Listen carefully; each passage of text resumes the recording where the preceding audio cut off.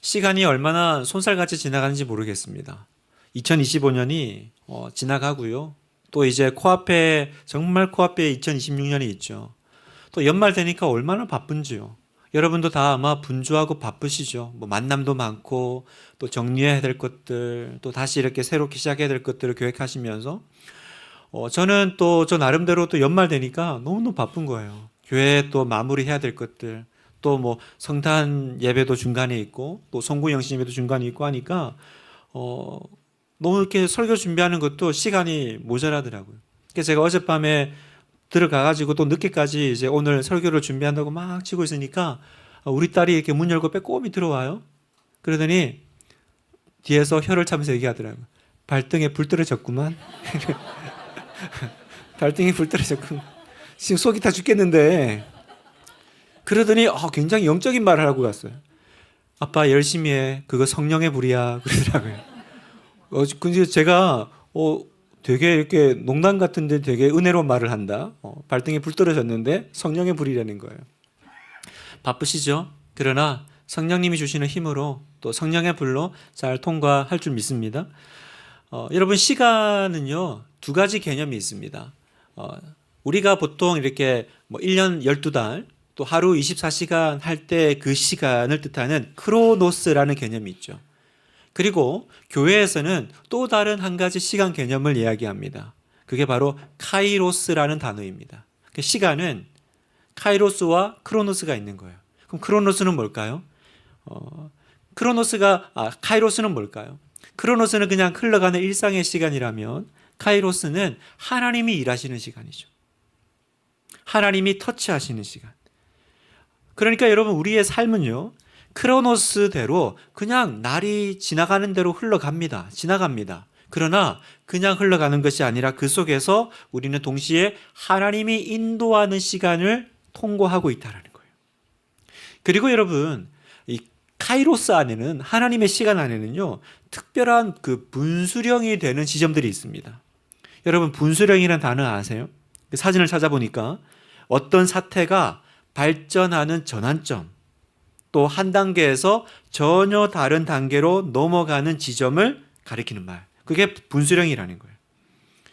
여러분 하나님의 시간에는요. 하나님께서 우리에게 특별하게 통과하게 하시는 분수령이 있어요. 우리가 그 분수령의 지점들을 통과할 때 우리는 하나님의 카이로스를 더 강력하게 경험하게 됩니다. 저는 오늘 우리 송구 영신 예배가 저와 여러분에게 하나님의 카이로스를 경험하는 분수령 되기를 축복합니다. 올 한 해 여러분 돌아보시면서 2025년은 어떤 한 해였습니까? 참 다사다난했고요. 또 특별히 많이 힘들었던 한 해이기도 했을 겁니다. 제가 이 말씀을 준비하면서 저도 이렇게 돌아보니까 참 좋은 일도 많았지만 참 힘든 시간들이 많았더라고요. 우리 특세 때 그 엘리야의 3년 6개월 그 가뭄의 시간 기억나시죠? 저는 우리 성도들에게 찾아온 그 3년 6개월로 상징되는 그 가뭄들이 계속 제 마음에 생각이 많이 났습니다. 어떤 분에게는 경제적인 가뭄, 어떤 분에게는 건강의 가뭄, 관계의 가뭄. 여러분 이 가뭄의 시간을 여러분들이 지금 통과하셨고 또 통과하고 계실 거예요. 그리고 또 앞으로도 그것들을 통과해 나가야 되는데 우리는 이 시간들을 어떻게 통과해야 될까? 어떻게 올 한 해를 잘 마무리하고 새해를 소망 가운데 힘을 얻어서 통과할 수 있을까? 이게 오늘 우리의 기도 제목인데요. 오늘 우리 말씀을 보면 예수님께서 명절 끝날에 선포하시는 장면입니다. 오늘 본문이 예수님이 37절에 보니까 이렇게 말씀하세요. 명절 끝날 곧 큰 날에 예수께서 서서 외쳐 이르시되 누구든지 목마르거든 내게로 와서 마시라라는 거예요. 명절 끝날이라는 그 시간을 이야기하고 계시죠? 여러분 우리도 내일 이제 신정이잖아요. 명절을 앞두고 있는데 여기서 말하는 명절 끝날, 이 명절은 어떤 날일까? 그 앞선 2절을 보면 이 명절이 무엇인지 알 수 있는데요. 2절을 보면 유대인의 명절인 초막절이 가까운지라. 바로 초막절 절기의 마지막 날에 예수님이 하신 말씀이 오늘 본문 말씀이라는 거예요. 그러면 여러분 초막절이 뭐죠? 이게 이제 이스라엘 절기니까 우리가 익숙치는 않잖아요. 초막절은 뭘 이렇게 기념하는 날일까? 여러분, 초막절은요, 이스라엘 백성들이 그 출애굽한 다음에 광야 시절을 다 통과하고 가나안에 들어갔을 때 너희들 그 광야에서 그 40년간 그 힘들었던 그 시간을 잊지 마. 그 시간을 잊지 마. 그 시간을 기억하라고 제정하신 절기가 바로 초막절이에요. 그래서 유대인들은 초막절이 되면요, 집에 안 지내고요, 그 테라스나 옥상에다가 이렇게 풀이나 나무 같은 걸로 이렇게 엉성한 집을 짓고 거기서 이렇게 그 절기를 유한다고 해요. 그러니까 힘들었던 그 시간들을 기억하고 오늘을 주신 하나님께 감사하라는 의미죠. 오늘 제가 아까 광고 시간에 예배 끝나고 밖에 커피를 대접한다고 했어요. 근데 조금 오늘 커피가 좀 독특할 거예요. 오늘 커피는요, 믹스 커피입니다. 일명 맥심 커피라고 하죠. 왜 좋은 커피 놔두고 믹스 커피를 오늘 대접을 할까? 제 마음은 이런 거였어요. 나도 옛날에 이 커피 믹스 마시던 시절이 있었는데 그 옛날에 그 초심이요. 우리 학생들, 취준생들은 그 자판기에서 그 뽑아가지고 먹던 그 시절, 우리 학생들은 공부하면서 잠 깨려고 그 먹던 그 믹스커피, 우리 직장인들은 잠깐 이렇게 사회 초년병 시절에 그 335 밖에 나와가지고 그 짧은 시간 그 마시던 그 커피요. 여러분, 우리가 언제부터 아메리카노 마셨어요? 우리가 언제부터 스타벅스 다녔습니까? 우리 옛날 어르신들은 다 커피 둘, 프림 둘, 설탕 둘 아닙니까? 그래서 오늘 제가 오늘 좀 춥지만 마당에서 그 초심을 회복하는, 그래서 일명 제가 이름을 붙였어요. 맥심 초막 타임. 네, 맥심 초막 타임을 가져보자. 이스라엘 사람들은 초막 짓고 그걸 이제 그래 맞아 우리 힘들었지 하지만 오늘 우리가 밖에서 발 동동거리면서 그 믹스커피 한 잔 받아가지고 그거 마시면서 그래 나도 이거 먹던 시절이 있었지 한번 기억해 보면 좋겠어요. 오늘 우리 또 애들도 많이 왔는데 우리 애들은 그걸 먹일 수 없으니까 애들은 핫초코 준비했어요. 네, 너네는 달달하게 살아라. 네, 그래서 핫초코 먹고 우리는 맥심 초막 타임을 가져보겠습니다. 자, 이게 이제 초막절인데요. 여러분, 왜 예수님께서 그 많은 날들 중에 이 초막절에 이 말씀을 하셨을까? 이게 중요한 거예요. 성경에 초막절 끝날에라고 했으면 이건 하나님 예수님께서 의도하신 타이밍이라는 거죠. 여러분, 여기에는 중요한 의도가 숨어져 있는데요. 이 초막절 행사는요, 원래 하루가 아니라 7일 동안 진행돼요. 7일 동안 진행되는데 6일 동안 뭐 하냐면 여러분 잘 아시는 그 실로암이라는 그 연못이 있거든요. 거기서 물을 날마다 떠와서 성전 제단에 붓습니다. 이건 의미하는 것이 그 광야에서 물 없던 시절에 우리에게 물을 공급하신 하나님을 기억하는 의식인 거죠.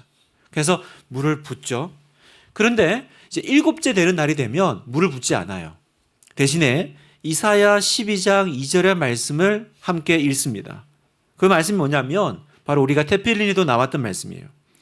보라, 하나님은 나의 구원이시라. 내가 신뢰하고 두려움이 없으리니 주 여호와는 나의 힘이시며 나의 노래시며 나의 구원이심이라. 그러므로 너희가 기쁨으로 구원의 우물들에서 물을 기르리로다. 이 시편의 이 말씀, 이 이사야서의 말씀을 찬양을 드리면서 앞으로 여전히 우리에게 이 물을 공급해 주실 하나님께 감사의 기도를 올려드렸어요. 그리고 제사를 드리는 걸로 초막절의 모든 절기를 마무리하는 거예요.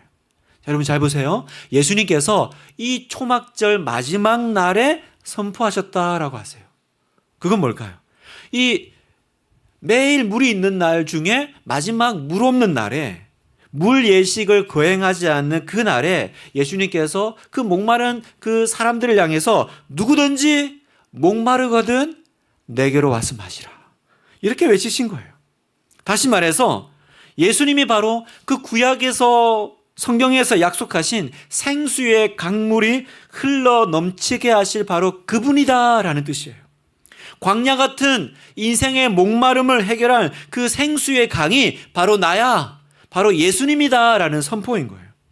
그러니까 여러분, 내가 이 배경을 알고 이 말씀을 읽으면 얼마나 소름 돋는 장면인지 몰라요. 그냥 초막절 끝날에 뭐 그날 뭐 말씀하셨구나가 아니라 그 속에는 바로 이 예수님의 의도와 이 메시지가 담겨 있는 거예요. 분당 하나교회 성도 여러분, 세상의 모든 물은요 다 마실 때만 해갈의 기쁨이 있지 곧 지나면 목이 마릅니다. 여러분, 그 어떤 것도 마실 때뿐이지 영원히 우리의 갈증을 해결해 줄 수 없어요.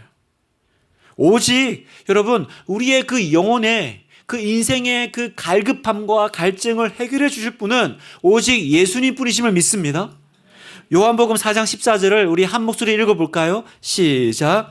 내가 주는 물을 마시는 자는 영원히 목마르지 아니하리니 내가 주는 물은 그 속에서 영생하도록 솟아나는 샘물이 되리라. 내가 주는 물을 마시라는 거예요. 그 물은 너희 안에서 영원히 솟아나는 샘물, 마르지 않는 샘물이 될 거야. 그런데 우리는 이 사실을 계속 놓쳐요. 그리고는 내 인생의 갈증, 내 인생의 괴로움, 내 인생의 가뭄을 예수님이 아닌 다른 데서 어떻게든지 해결하려고 애를 씁니다. 생수의 근원이 여기 있는데 엉뚱한 데 가서 문제를 해결하려고 하는 거예요. 그래서 하나님께서 이 부분을 책망하십니다. 예레미야 2장 13절에 내 백성이 두 가지 악을 행하였나니 곧 그들이 생수의 근원되는 나를 버린 것과 스스로 웅덩이를 판 것인데 그것은 그 물을 가두지 못할 터진 웅덩이들이니라. 내 백성이, 하나님의 자녀들이 두 가지 악을 행한다는 거예요. 생수의 근원되는 하나님을 버린 것은 고사하고 또 뭐예요? 터진 웅덩이를 붙잡고 산다라는 거예요. 여러분, 터진 웅덩이, 웅덩이가 터져 있으니까 물을 가둘 수가 없죠. 그런데도 그 계속 담을 수 없는 그 웅덩이에다가 날마다 생고생을 하며 산다라는 거예요. 그걸 보는 하나님이 얼마나 안타까우시겠어요? 그걸 바라보는 예수님이 얼마나 답답하시겠어요? 그래서 오늘 말씀하신 거예요. 누구든지 목마르거든 내게로 와서 마시라. 이 말씀 뭐냐면 웅덩이가 아니라 나야. 웅덩이가 아니라 나를 붙잡아야 돼. 성도 여러분, 우리가 오늘 예배를 드리고 우리가 신앙생활을 하고 예수님을 믿는다고 하면서 여전히 생수의 근원 대신 예수님을 버리고 터진 웅덩이 파는 성도들이 있습니다. 교회를 다녀요. 예배도 드리고 헌금도 하고 기도도 하니까 내가 예수님을 버렸다고 차마 생각도 못해요. 그런데 실제로는 그 생수의 근원되는 예수님을 놓치고 자기 스스로 웅덩이 파는 성도들이 많더라는 거예요. 그러면 여러분, 내가 그런 상태인지 아닌지 어떻게 알 수 있을까? 하나만 점검해 보시면 돼요. 이 질문에 대해서 답해 보십시오. 나는 예수님으로 만족하는가? 나는 예수님으로 만족하는가? 이 질문에 내가 그렇다라고 대답하지 못한다면 지금 나는 생수의 근원이신 예수님을 버리고 터진 웅덩이를 파고 있는 사람이라는 거예요. 우리 사랑하는 우리 하나교회 성도 여러분 자신을 지금 하나님 앞에서 정직하게 한번 돌아보시기를 바랍니다. 여러분, 내가 나중에 평생을 내가 하나님 믿는다고 하며 살아왔고 내가 신앙생활하며 살아왔는데 열심히 교회 다녔어요. 근데 나중에 내가 하나님 앞에 서 보니까 나는 교회만 다녔지, 나는 신앙생활만 했지, 나는 생수의 강물을 마신 적이 없어요. 나는 생수의 근원 대신 예수님이 아니라 언제나 나는 터진 웅덩이 붙잡고 그거 파고 살았다라는 거 나중에 내가 깨닫게 되면 얼마나 허망할까. 어릴 때부터 신앙생활도 하고 다 했는데 사실은 뭐 했어요? 예수님 붙잡고 그 안에서 기쁨을 누리고 만족이 아니라 계속 여기는 뭐가 있어요? 지금 내가 차고 있는 어떤 터진 웅덩이 있는 거예요. 이거 채우려고 안달하고 있는 나.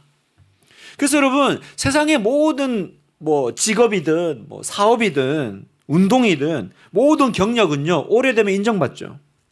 그래서 운동선수도 오래 한 사람은 인정받고 사업도요 그 경험과 연륜 인정받죠. 의사도요 오래 이렇게 진료하신 분들 얼마나 믿음직스러워요. 명의라고 하죠. 그런데 이상하게 교회 안에 신앙인은 달라. 누가 여러분 저는 모태신앙입니다 그러면 느낌이 어때요? 이 사람 아무것도 못하겠구나 그런 생각 들지 않아요? 저는 신앙생활 30년 했습니다 그러면 느낌이 어때요? 막 즐겁고 막 이렇게 좋은 느낌이 옵니까? 아니면 고집 되게 세겠다. 교만하겠다. 이런 생각이 먼저 듭니까? 여러분, 우리가 왜 다른 모든 경력과 어떤 일들은요, 오래 하면 더 깊이가 있고 품위가 있고 인정을 받는데 왜 신앙생활은 오래 하는데 기쁨이 없을까요? 흘러넘침이 없을까요? 오히려 반대로 영적으로 더 메마르고 굳어질까? 왜냐하면요. 생수의 근원이신 예수님 버리고 다른 걸 생수인 줄 착각하고 붙잡고 살고 있기 때문이라는 거예요. 제가 이렇게 어떤 설교를 듣는데 어떤 목사님이 자기 고백을 하시더라고요. 그 목사님이 교회에서 진짜 많은 사역을 감당하면서 일을 하셨대요. 한참 사역할 때는요, 교회에서 한 15개를 자기가 사역을 하고 있더라는 거예요. 그러다가 이제 번아웃이 찾아왔어요. 그래서 목사님이 찾아가서, 목사님, 제가 지금 좀 상태가 이상한 것 같아요. 그래서 교회에 급하게 좀 양해를 구하고 쉬었습니다. 근데 문제는요, 복귀할 시점이 됐는데 여전히 회복이 안 되는 거예요. 충분히 쉬었다고 생각했는데 회복이 안 돼. 그래서 그제서야 목사님이, 내가 지금 이게 건강의 문제가 아니구나. 이게 컨디션의 문제가 아니라 지금 다른 뭔가가 문제가 있구나. 그걸 깨달으신 거예요. 그래서 자기가 뭐가 문제인지 깨달았어요. 그게 뭐냐면 자기야말로 이 터진 웅덩이를 붙잡고 사는 목사였다는 걸 깨달은 거예요. 그래서 자기는 생각했대요. 사역을 열심히 하는 게 생수라고 생각했대요. 내가 교회에서 목사니까 사역 많이 하고 사람들에게 인정받고 기쁨을 얻고 기쁨을 주고 그게 생수지 목사에게 다른 게 생수인가. 그런데 아니었다라는 거예요. 그렇게 하니까 번아웃이 찾아오더라는 거예요. 생수는 뭐예요? 나의 많은 사역이 아니라 예수님이 생수지. 예수님이 생수지. 진짜 중요한 건 내가 얼마나 많은 일을 하고 얼마나 사람들에게 인정받는자가 아니라 나는 정말 생수의 근원 되시는 예수님과 함께하고 있는가? 나는 그분과 날마다 동행하는 삶을 살고 있는가? 그리고는 이분이 복귀해가지고요. 그 뒤로 사역이 완전히 달라진 거예요. 이분에게는요, 이 번아웃이 영적 분수령이 된 거죠. 하나님의 카이로스를 경험하는 시간이 됐던 거예요. 저에게도 그런 시간이 최근에 있었습니다. 저희 집에 그 재수생과 수험생 자녀 둘이 있죠. 이건 뭐 가족들에게 전혀 소통된 게 아니라서 지금 애들 둘이 앉아 있어가지고 좀 되게 조심스러운데요. 에라이 모르겠다. 왜냐하면 이제 저희 집에도 시험 치는 걸 다 아시니까 다들 뭐 표정을 보니까 엄청 궁금해하시는 것 같아요. 이게 어떻게 됐나? 물어보지도 못하겠고 또 지나가지도 못하겠고. 올해는 이제 이 둘을 어떻게든 대학을 보내야 되니까 그래서 처음으로 이제 학원을 보냈어요. 저희가 그동안 한 번도 학원을 안 보냈거든요. 그래서 이제 큰애는 이제 재수학원을 보내고 이제 둘째는 수학과 논술 학원을 보냈죠. 이제 논술로 이제 조금 이렇게 수시를 준비하려고. 그래서 이번에 이제 수시 다 쳤거든요. 얘기하면 이상한데 혼나는 거 아닌가 모르겠네. 결과는 수시 다 떨어졌어요. 다 떨어지고 정시 파이터. 네. 지금 오늘까지 정시 신청 마감이잖아요. 그래서 지금 이제 막 이제 하고 있는데 어려워요. 수시 준비하는 애들이 이제 다 떨어져서 정시를 가려니까 이제 원하는 학교하고는 좀 멀어졌죠. 이제 그러고 있는데 애들도 애들이지만 문제는 제가 그때부터 속이 싹 상하기 시작하는 거예요. 제가 속이 상해요. 저희 집에 이제 둘째는 이제 원하는 대학교를 정했어요. 이제 그 학교를 이제 논술로 가려고 논술 학원을 보냈는데요. 학원을 보내놨더니 학원에서 얘 논술 너무 잘한다는 거예요. 그래서 계속 얘 답이 이렇게 모범 답안으로 학원에 이렇게 걸리고 막 그러니까 너 상위 학교 가야 된다고 막 그러니까 부모에서 저도 기쁘고 내심 이제 기대가 되죠. 그래서 이제 자기가 원하는 그 학교에 논술 시험을 쳤어요. 그런데 수능을 딱 쳤는데 수학 문제 1개 차이로 원하는 학교 최저를 못 맞춘 거예요. 그러니까 논술은 이미 썼지만 뭐 결과를 들어보기 전에 이미 떨어진 거죠. 자, 곰곰이 생각해 봤어요. 내가 학원을 얘를 2개를 보냈단 말이에요. 수학과 논술을. 그런데 수학과 논술 때문에 학교를 떨어진 거예요. 제가 속이 상할까요, 안 상할까요? 겉으로 표현은 못하고 이렇게 생각만 하면 계속 여기가 계속 뭔가 이렇게 하여튼 느낌이 좀 계속 안 좋은 거예요. 첫째도 마찬가지고 이제 수시 떨어지고 이제 정시하고 있는데 첫째가 이제 재수생이니까 작년에도 떨어졌잖아요. 근데 그때는 제가 우리 아들 붙잡고, 제가 그때 설교도 그렇게 한 것 같아요. 붙잡고 기도했어요. 하나님, 좋은 결과 주시길 기도합니다. 그러나 그렇지 않아도 우리는 예수 믿는 가정입니다. 나와 내 가족들은 하나님만 섬기겠습니다. 우리가 중요한 것은 시험 결과가 아니라 하나님이십니다. 그렇게 기도를 아들하고 기도를 했어요. 그런데 이번에는 그 기도가 안 나오는 거예요. 하나님께 마음이 상하는 거예요. 왜 안 도와주시나? 왜 안 도와주시나? 그리고 막 힘들어하는 애들 보니까, 뭐 여러분 다 그러시잖아요. 노력했는데 그 결과가 안 나온 그 애들을 보니까 또 마음이 상해요. 여러분, 제가 겉으로만 무뚝뚝하지 제가 애들을 되게 좋아해요. 그래서 제가 막 속이 상해하고 있는데 더 속상한 게 하나 더 있어요. 그게 뭔지 아세요, 여러분? 이것 때문에 속상해하는 내가 더 속상한 거예요. 내가 강단에서는 믿음 외치면서 그렇게 막 하나님이 도와주신다, 하나님 다스리신다, 막 그렇게 했는데 정작 내 믿음의 수준이요, 너무 속이 상하는 거예요. 나 엉터리 목사 아닌가? 그게 여러분, 제가 너무 속이 상해서 어떤 때는 혼자 속상해하는 내가 속상해서 눈물이 나는 거예요. 어저껜가 그저껜가 애들이 또 뭐 프로를 보길래 같이 봤어요. 흑백 요리사. 뭐 이렇게 우리나라 유명한 이제 셰프들을 모아가지고 경연을 하는 이제 프로인데요. 거기에 이제 제가 그 봤던 장면에 그 여러 대통령을 모셨던 청와대 셰프가 나왔어요. 그러니까 뭐 여러 대통령을 모셨던 셰프니까 뭐 대가죠, 요리에. 그런데 이분이 그 경연에서 자기가 진짜 초짜 때 신임일 때 자기를 키워서 청와대로 넣어줬던 그 스승, 그 사부님 셰프하고 한 팀이 돼가지고 이제 경연을 하는 거예요. 그 장면이 나왔어요. 그래서 이제 그 인터뷰를 하는데 그 청와대 셰프님이 그러시는 거예요. 자기는 오직 자기 사부님, 스승님 때문에 나왔다는 거예요. 자기 스승이 출연한다는 얘기를 듣고 자기도 나왔고, 그래서 자신이 그렇게 존경하는 스승과 함께 요리할 수 있다는 그게 너무 감격스러워서 막 눈물이 막 글썽글썽 하는 거예요. 얼마나 영광인지. 그때는 감히 뭐 얼굴도 못 봤던 그 스승님하고 같이 이렇게 막 이제 하고 있으니까. 또 그 생각을 해보면 그 스승 셰프님은 그 제자가 얼마나 대견할까. 그래서 둘이서 만나서 막 하는데요. 제가 그 장면을 보고 있는데 갑자기 물쿵 올라오는 거예요. 눈물이 왈칵 나더라고요. 제가 이래봬도요, 이찬수 목사님의 최고의 아웃풋 아닙니까? 네? 아님 말고요. 저는 그렇게 생각하고 있어요. 근데 제가 최근에 저를 보면서 어쩜 이렇게 수준이 낮을까? 수준이 낮을까? 나중에 목사님이 나 보시면 뭐라고 하실까? 야, 내가 너를 믿고 교회를 맡겼는데, 성도를 맡겼는데, 야, 네 수준이 이거밖에 안 되니? 이런 나를 보시면 하나님 뭐라 그러실까?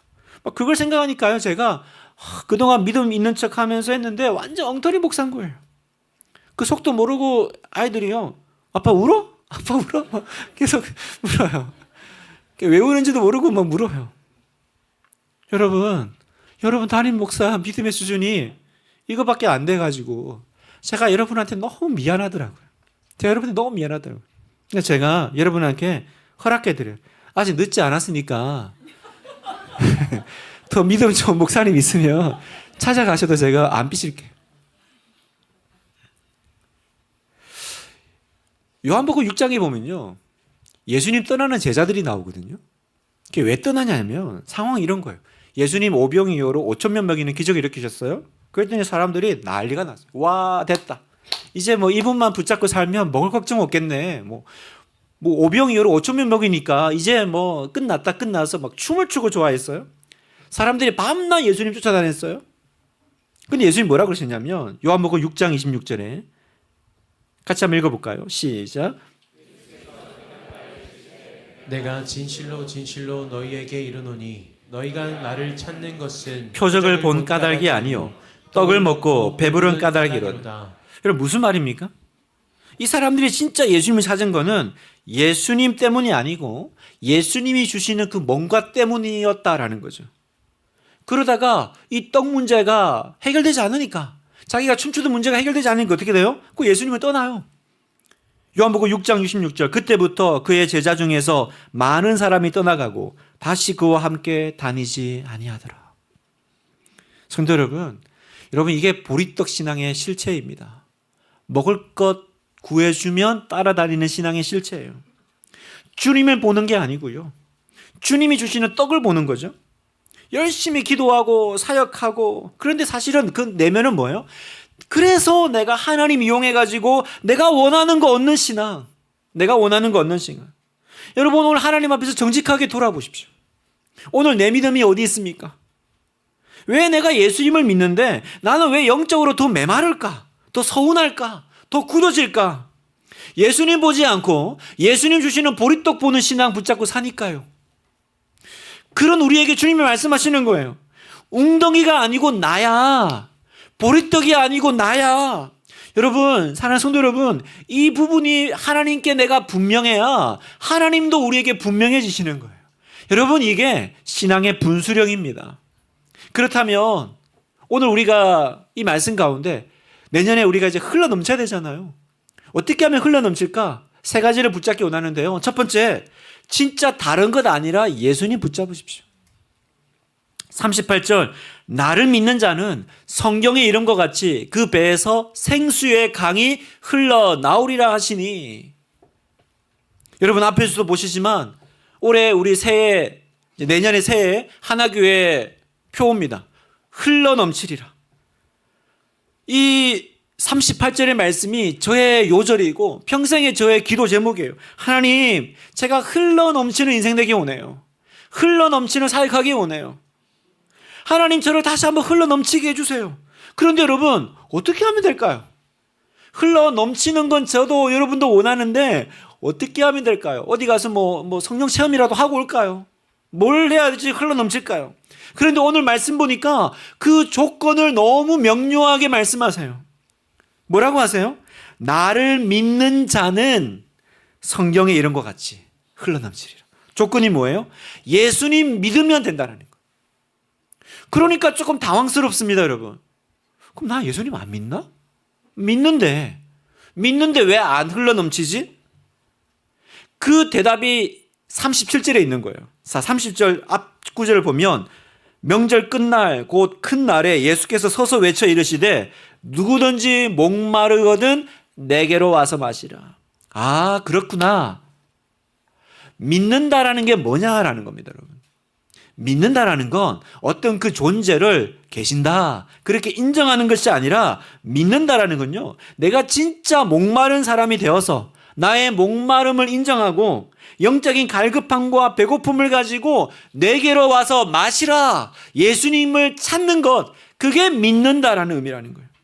여러분, 수가성의 사마리아 여인도 그렇게 찾았고 장님 바디메오도 그랬습니다. 다 성경에는요 목마른 사람들이었어요.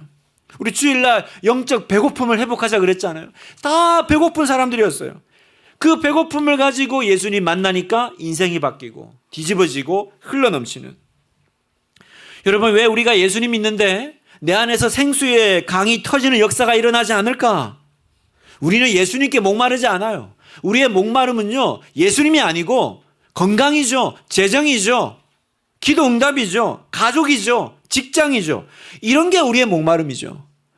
정작 내가 예수님 찾는 것처럼 보이지만 예수님께 목마른 게 아니라 예수님이 주시는 것. 여러분, 예수님이 목적인 것과 예수님을 믿고 받을 복이 목적은 완전 차이가 있습니다. 여러분, 우리가 원하는 건 뭐여야 돼요? 단 한 분, 예수 그리스도. 때론 내가 예수 믿고 삶이 어려워지고 더 혼란스러워질 수도 있습니다. 그럼에도 나는 그 한 분을 놓치지 않겠다라는 거. 여러분, 하나님의 스토리란 그 이야기예요.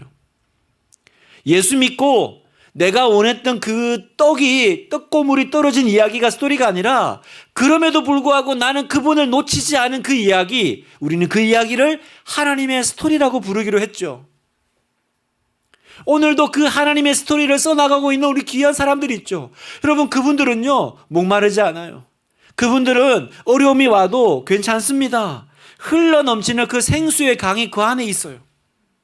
그래서 여러분, 넘치기 위해서 두 번째 기억해야 될 중요한 건 성공이 아니라 승리를 붙잡으십시오. 여러분, 왜 사역을 하다가 번아웃이 옵니까?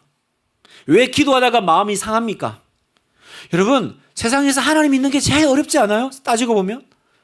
도대체 이게 처음에나 쉽지, 예수 믿고 보니까 세상 제일 힘든 게 하나님 믿는 거야. 여러분, 왜 그런 줄 아세요? 이진희 목사님이라는 분이 쓰신 가나안에 거하다라는 책에 보면 이런 대목이 있습니다. 제가 읽어드릴게요. 광야를 지나면서 가나안에 들어가는 것만 생각하지 말라. 광야를 벗어나야만 승리하는 것이 아니다. 가나안에 들어갔다 할지라도 원망과 불평과 불신과 불순종으로 그곳을 지난다면 그 사람은 실패한 것이다. 그러나 광야를 벗어나지 못할지라도 광야를 감사함으로 견디고 이겨내면, 다시요, 광야를 벗어나지 못할지라도 광야를 감사함으로 견디고 이겨내면 그 사람은 광야에서 승리한 것이다. 여러분, 아멘이십니까? 광야를 감사함으로 견디고 이겨내면 그 사람은 광야를 성공한 것이 아니라 승리한 거라는 거예요. 성도 여러분, 하나님은 우리에게 성공하라고 하신 적이 없어요. 승리하라고 하셨어요. 시편 23편 3절에 보면 내 영혼을 소생시키시고 자기 이름을 위하여 어떤 길로? 성공의 길로 인도하시도다? 아니요. 주님은 우리에게 성공의 길로 인도하겠다고 약속한 적이 없어요. 의의 길로, 바른 길로. 그러니 여러분, 하나님이 나를 성공이 아니라 승리로 부르셨다라는 걸 기억할 때 그제서 우리 안에서 생수의 강이 터지기 시작하는 거예요. 요즘 보니까 여러분 들어보셨어요? Let them 이론이라는 게 있더라고요. Let them. let it be 할 때 그 let. 그러니까 let them이 뭐예요? 남들이 그렇게 하도록 내버려 두고 let me. 나는 나의 일을 하자. 나는 나의 길을 가자라는 거예요. 여러분, 우리가 왜 일상에서 이렇게 답답하고 좌절감을 느끼냐면 계속 다른 사람 성공을 보면서 마음이 흔들리는 거예요. 아닙니다, 여러분. 다시 여러분의 그 영적인 주도권을 빼앗아 오십시오. 그 주도권을 빼앗기지 마세요. 매번 다른 사람 뭐 하는지 궁금해하면서 불행해하지 마세요. 다른 사람 인스타와 다른 사람 카톡하우 스토리를 보면서 그거 보면서 비교의식에 불행해지지 마세요. Let them. 그들은 그들의 길을 가라고 하세요. 그냥 그러라고 해. 누가 어디 갔대? 가라고 해. 누가 어디 뭐 집을 샀대? 사라고 해. Let them. 그러라고 하세요. 우리는 성공이 아니라 승리로 부름받은 줄 믿습니다. 우리는 우리의 길을 가야죠. 우리의 길을 가면 되죠. Let them. 하지만 나는 let me. 하나님이 나에게 주신 이 길. 그 승리가 뭡니까? 바로 하나님 앞에 섰을 때의 그 모습이 진짜 나죠. 그 중심을 가지고 달려갈 때 여러분 안에 생수의 강이 흘러넘친 줄 믿습니다. Let them 하십시오. 그러라고 해. 세상아, 뭐라고 하든 그러라고 해. 나는 하나님의 길, 의의 길, 승리의 길을 나는 갈 거야. 마지막 세 번째요. 흘려보내면 흘러넘친다는 거예요. 흘려보내면 흘러넘친다는 거예요. 여러분, 프랑크 루박 선교사님의 분이 계신데 이분이 쓰신 권능의 통로라는 책이 있습니다. 여기 보면요, 우리 영혼에는 두 개의 문이 있대요. 하나는 하나님을 향해서 열린 문, 하나는 다른 사람을 향해서 열린 문. 그래서 우리 안에 생수의 강이 흐른다라는 건 뭐냐면 이 두 문이 모두 활짝 열렸다라는 얘기입니다. 이 두 문이 열려야 우리 안에서 생수의 강이 이제 흘러넘치기 시작한다는 거예요. 그때 우리는 하나님의 권능의 통로, 축복의 통로가 된다는 거예요. 그래서 책 제목이 권능의 통로예요. 여러분, 예수님이 생수의 근원이십니다. 그래서 우리가 예수님을 영접한 사람이죠. 그럼 뭡니까? 우리 안에 생수의 근원을 가슴에 모신 거죠. 그러면 당연히 생수의 강이 흘러 넘쳐야 되는데 왜 실제로는 그 생수의 강이 흘러나오지 않을까? 프랭크 루박 선교사님은 이렇게 진단하는 거예요. 여러분의 마음이 하나님께는 열려 있지만 사람에게 열려 있지 않아서 그렇다라는 거예요. 여러분, 동의가 되세요? 하나님께는 무한히 열려 있어요. 은혜 찬양. 그런데 사람에 대해서는 열려 있지 않고 사람에 대해서는 인색하고 사람에 대해서는 마음의 문을 닫으니까 생수의 강이 막혀서 풀려나지 않는다는 거예요. 여러분, 밑 빠진 독에 물 붓기라는 표현 아시죠? 그렇게 좋은 표현은 아니잖아요. 헛수고한다는 얘기잖아요. 그런데 여러분, 밑 빠진 독에 물 붓기만큼 생수의 강이 흘러넘치는 성도에게 적합한 표현이 없어요. 우리는요, 밑 빠진 독에 물 붓는 사람입니다. 우리는 계속 뭔가를 저장하는 독이 아니고요, 흘려보내는 파이프가 되기를 원해야 되고요, 내가 은혜의 종착역이 아니라 내가 은혜의 통로가 되어야 됩니다.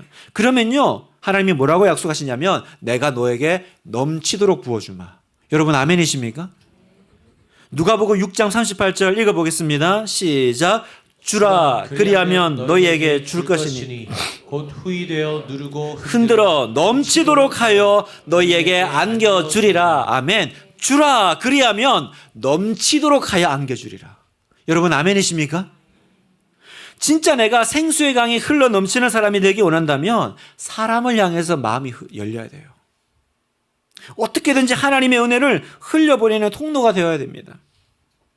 하나님의 특별한 은혜를 받은 성도가 계셨어요. 오랫동안 고통받던 질병에서도 치유를 받았습니다. 마음에 막 기쁨과 은혜가 넘쳐요. 그런데 그 마음속에 한 가지 걱정이 생겼대요. 내가 지금 누리고 있는 이 기쁨과 은혜가 어느 순간 나에게서 떠나갈지도 모른다라고 하는 그 두려움이 생긴 거예요. 그 성도에게 상담하는 목사님이 이렇게 말씀하셨습니다. 이 새롭고 놀라운 은혜가 계속해서 당신 안에 충만하기를 원하면 은혜가 반드시 세상으로 흘러나가야 합니다. 은혜를 나누지 않으면 그 은혜는 당신에게서 떠나갈 것입니다. 은혜를 나누지 않으면 그 은혜는 반드시 당신을 떠나갈 것입니다. 성도 여러분, 여러분 지금 다른 사람에게 흘려보내는 통로의 역할 잘하고 계십니까? 우리가 뭐 나쁜 사람이겠어요? 우리가 뭐 조폭이나 깡패처럼 다른 사람 거 빼앗지는 않죠. 그러나 한 가지 못하고 있는 게 있어요. 계속 받으려고만 해요. 그런데 흘려보내질 않아요. 하나님의 은혜가 흘러가지 않으니까 그 생수의 강이 점점 말라가는 거예요. 흘러야 넘칩니다.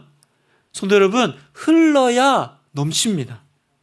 여러분, 오병이어를 그 소년이 들고 있으면 아무 일도 일어나지 않아요. 오병이어를 내보내니까 5,000명을 먹이는 역사가 일어났잖아요. 오늘 내가 이 예배를 드리면서 내가 흘려보낼 큰 거 아니어도 돼요. 나의 오병이어가 뭘까요? 한번 고민해 보십시오. 큰 거 아니어도 내가 흘려보낼 오병이어가 뭘까? 그래서 어떤 여성도님은요, 그 말씀을 듣고 이렇게 적용하신 거예요. 지금 남편하고 되게 관계가 안 좋고 또 남편은 신앙이 없으니까 자기가 교회 다니는 것도 마땅치 않아 하시고 막 그러는 관계에 있는데 그날부터 이분이 흘려보낼 수 있는 당신의 오병이어가 뭘까요? 했더니 이분이 매일 아침에 출근할 때마다 남편에게 이렇게 하기로 한 거예요. 공손하게 안녕히 다녀오십시오. 정수리가 보이도록. 적용도 희한하게 하신 거죠. 그런데요, 처음에는 남편이 비웃더래요. 뭐 하여튼 쇼한다고. 그러다가 나중에는요, 마음이 열린 거예요. 매일 아침에 이게 그냥 한번 이벤트가 아니라 진짜 마음을 다해서 내 아내가 마음이 열려있는 그 마음의 통로가 열리니까 나중에 남편이 마음이 바뀌어 나가더라고요. 성도 여러분, 여러분의 영혼의 문은 지금 열려 있습니까? 사람에게 열려 있어야 됩니다. 용서의 문, 재정의 문, 친절의 문, 기도의 문 다 열어 제끼십시오. 다 흘려보내십시오. 흘러가야 흘러 넘치는 줄 믿습니다.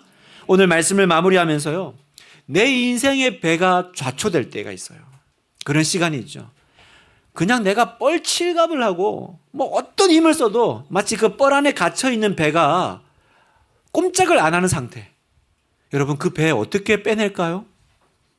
어떻게 그 뻘 속에 갇혀있는 그 배, 인생의 그 좌초된 배를 끄집어낼 수 있을까? 방법은 하나밖에 없습니다. 밀물이 들어와야 돼요.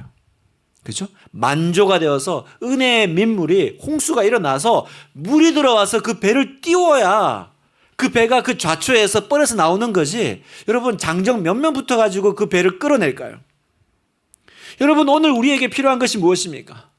흘러 넘치는 은혜. 하나님, 제 이 좌초된 인생 어떻게 하면 빠져나올 수 있을까? 어떻게 하면 이 뻘에서 빠져나올 수 있을까? 답은 어디 있습니까? 생수의 근원 되신 예수 그리스도.